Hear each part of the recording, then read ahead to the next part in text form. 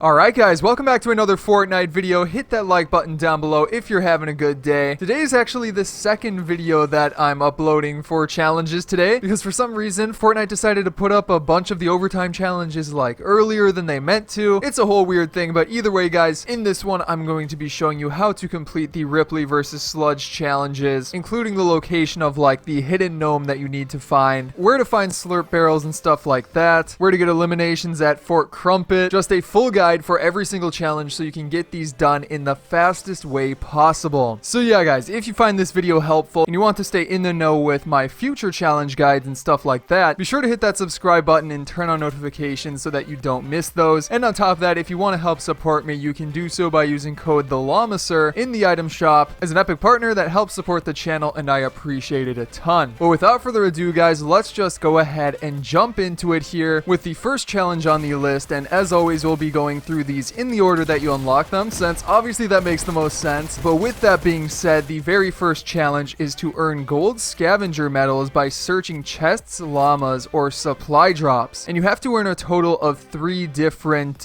gold scavenger medals. So there's a few things to that. The first of which is that obviously since you have to earn 3 of them, you can't earn multiple gold scavenger medals in the same match, so that does mean you're going to have to do it in 3 separate matches. Now also with that, how many supply drops or llamas do you need for these medals? Well guys, in the normal modes, I think this might be the same for Team Rumble. It might actually be a little bit different, but I think it would be easier if it's in Team Rumble, or it'd be the same. Either way, it doesn't really matter. If you're doing it in solo, the numbers for the scavenger medals are first of all 3 chest supply drops or llamas that will get you the bronze version, then around 7 for the silver, and finally 10 for the gold version. So obviously guys, with that being said, the fastest way to get this one done is to just go around and find chests. So if you have your favorite spot to land, a spot that has a ton of chests, simply land there, open up as many as you can, and keep on going until you get to that number 10. Now obviously I would still recommend Team Rumble, since you don't have to worry about getting eliminated. You can just continue to open chests until you get that gold scavenger medal, so that's probably the best option to go with for this specific challenge. But let's keep it going here guys with the next challenge on the list that I want to talk about, and that is to achieve AR specialist accolades in different matches. So with that being said guys, that's pretty much the same type of thing as the scavenger one where you're earning the battle medals, but this time you have to get it for the AR. But with that being said, since it simply says accolades, all you need to do is get the bronze one. You don't even have to worry about the silver or gold. So with that being said guys, what is the bronze? I'm pretty sure it's around 250 damage. I remember actually testing this out and checking it in the past, but I can't 100% remember if that was in Team Rumble or solo. I think it might have been Team Rumble, so it might be slightly different in solo, but you're probably going to want to do Team Rumble anyways, so that's what I would recommend for that. It's around 250 damage. So yeah, then moving on here to the challenge after that one, you have got land in a named location in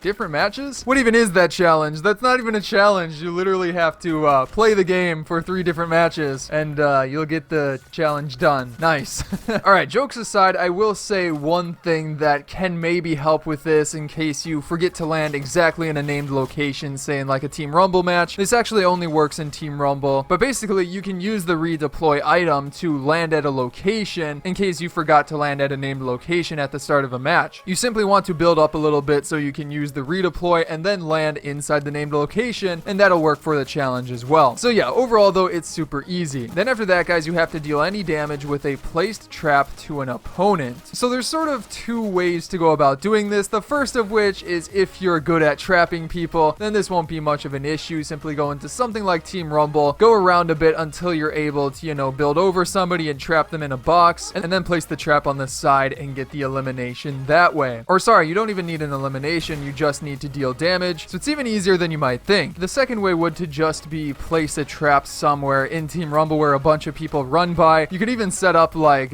loot in a specific area and then put the trap, hide it, and try and get some damage that way if you really want to. So there's 2 different ways to go about doing it. Personally though, I recommend just trying to trap somebody if you can and getting the damage that way. But then after that guys, let's move on here to the one where you have to destroy slurp barrels, slurp trucks, or slurp silos. So if you don't know where those are, don't worry guys, I will help you out with it. But basically the best location for this challenge is to simply go to Slurpee Swamp. You can find all of these just fully around this area, but it's best to know what each one looks like. So the slurp slurp barrels are pretty obvious. Those are the barrels, and these are the most common in this location. However, they only come in like sets of 3, around that many, in different spots around this location, so you will have to move around and find different spots, but those work great. You can also maybe break one of the slurp trucks, which is just one of these right here, as you can see. And then finally, the slurp silos are these big silo type things. You can break those as well, and that will help with the challenge too. So yeah, guys, pretty easy overall, but keep an eye out for all of those, break them all, and you'll get this challenge done. And then after that, guys, you have a pretty interesting challenge, which is to swim 50 meters in under 5 seconds, which I think is a bit tougher than it may seem. Now, I don't know if you can fully get this done while just swimming in normal, non-moving water, so there's a couple things to keep in mind with this one. And honestly, the thing that I would recommend just to be on the safe side is to find a moving current and use that to complete this challenge, because obviously the moving current, if you swim with it, it lets you swim faster, which will let you cover more distance in that 5 seconds. And like the spot that I would just recommend, there's plenty of, you know, moving water areas, but generally on the east side of the map, there's a bunch, especially over towards like Lazy Lake and the mountains. So simply land in one of those and swim with the current, and you should be able to get this challenge done with really not much of a problem. Then after that, guys, you have the challenge visit Lazy Lake and Slurpee Swamp in the same match while riding in a motorboat, which is honestly a fairly interesting challenge. That one's a bit tough too. And the reason that it's a bit tough is because there's really only 2 motorboats at this location. So obviously you want to head over to Lazy Lake first. That's definitely a lot easier to visit because it's higher up on the map. That way you're going downwards towards Slurpee Swamp instead of going uphill from Slurpee Swamp to Lazy Lake. But with that being said, you're going to want to go to the lake well at Lazy Lake, and there's only 2 motorboats at this location. There's one over there, as you can see, and then a closer one over at this dock, as you can see right here. So yeah, you're going to need to get there fast, whether in solo or team rumble, whatever you want to do, doesn't really matter. Just make sure you get one of those. Then you simply want to drive over towards, well, Slurpee Swamp. So head down the hill a bit, then head over towards Hydro 16, and finally make your way to Slurpee Swamp to fully complete the challenge. So yeah, fairly straightforward, but it could prove to be a little bit tough, so just keep at it. Then after that, guys, you have to get eliminations at Risky Reels, Fort Crumpet, or Hydro 16, and you need a total of 5 of them. So with that being said, guys, the best way to go about doing this is by far to hop into a solo match, or actually a few solo matches. You're probably not going to be able to get this done in just one match, but basically you want to head to the closest one of these locations to the start of the battle bus. So with that being said, let's go over the 3 locations as a reminder, but Risky Reels is probably the most obvious. That one can be found near Frenzy Farm. It's where the Star Wars event happened, so most people know where Risky Reels is. However, Fort Crumpet is a little bit more hidden, or not really hidden, but less known, and that specific location is over near Sweaty Sands. It is to the west of Sweaty Sands. Just head over a bit until you find, well, the fort, and that specific fort is Fort Crumpet. Then after that, guys, for Hydro 16, we just talked about it. That is this area right here. Both this upper area and also the buildings down below are all a part of Hydro 16. So yeah, guys, make sure to go to whichever one of those is closest. And then moving on, guys, you have probably the toughest challenge of all of these. Search the hidden gnome found in between LogJam Woodworks, a wooden shack, and a bucket tree, which is honestly pretty confusing, and it's not even really in between those, which you'll see right here. But don't worry, guys, I've got the location for you, so let's just go ahead and hop into it. So first of all, guys, LogJam Woodworks is this spot over here, one of my favorite locations to drop. Has so many materials, and it's just a good solid spot overall. That is LogJam Woodworks, so pretty easy to find right there. Then after that, it starts to get a little bit more confusing because you have to find a wooden shack, which is either this one right here or one of the many buildings that you can find over in this area. Then finally, guys, for the bucket tree, that one's a bit more obvious because, well, it's a bucket tree. It's pretty self-explanatory, and that can be found over in this area. So again, you're supposed to like triangulate the position between those, but it's not exactly like in the center of those. It's actually near that bucket tree over at this specific tree, which is next to this one rock. So simply head down there and you'll be able to find the gnome right up against this tree as I'm showing in the video. Unfortunately, it doesn't show up in replay, but it's right against that tree. You'll be able to pick it up as long as you have this challenge unlocked. And then finally, guys, for the last challenge of this video, you have to catch a fish with a fishing rod, a harpoon gun, and also an explosive weapon. Now, this challenge is fairly easy for the most part, especially the first of those two. You guys obviously probably know how to get that done. But for the explosive weapon, it's a little bit less known. So real quick, just as a highlight, you're going to want to grab like a rocket launcher or the grenades, something along those lines, and find one of these circles where you can fish in. button. Then you simply need to deal explosive damage to that circle, and it'll give you items like, for example, maybe a fish. And that's all there really is to it, and that'll help you complete that challenge, which is the final one of this list. But anyways, guys, that is going to be it for today's video. I hope you enjoyed it, and if you did, be sure to subscribe and turn on notifications for more challenge guides coming up in the near future. You guys know I'll be posting more as soon as we get more challenges. And on top of that, you can check out my previous overtime challenge guides, such as the other one that released today, 8-Ball versus Scratch, here on the screen. But again, guys, I hope you enjoyed today's video, and I will see you in the next one.